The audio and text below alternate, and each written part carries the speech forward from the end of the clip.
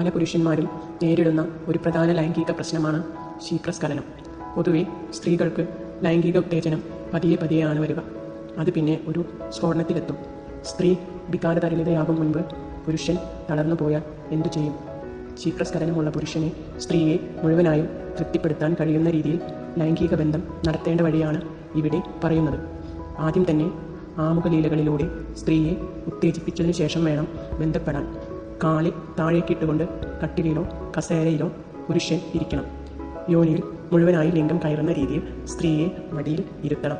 എന്നിട്ട് സ്ത്രീയോട് ശരീരം ചലിപ്പിക്കാൻ പറയണം. ഇപ്പോൾ 3 തരത്തിലാണ് സ്ത്രീ സുഖിച്ചുകൊണ്ടിരിക്കുന്നത്. മാത്രമല്ല അവൾക്ക് കൂടുതൽ സുഖം കിട്ടുന്ന രീതിയിൽ ശരീരം ചലിപ്പിക്കാനും കഴിയുന്നു. ഇതിനിടയിൽ പുരുഷനെ രതിമൂർച്ചയിൽ എത്തിയാലും കുഴപ്പമില്ല. കാരണം ലിംഗം അവളുടെ യോനിയിലാണ്. ശരീരം ചലിപ്പിക്കുന്നത് അവളാണ്. അവൾ മടിയിലിരിക്കുകയാണ്.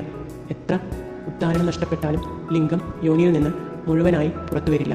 അവൾക്ക് രതിമൂർച്ചയിലെത്തുന്നതുവരെ ശരീരം മുകളിലോട്ടും താഴോട്ടും ചലിപ്പിക്കാം.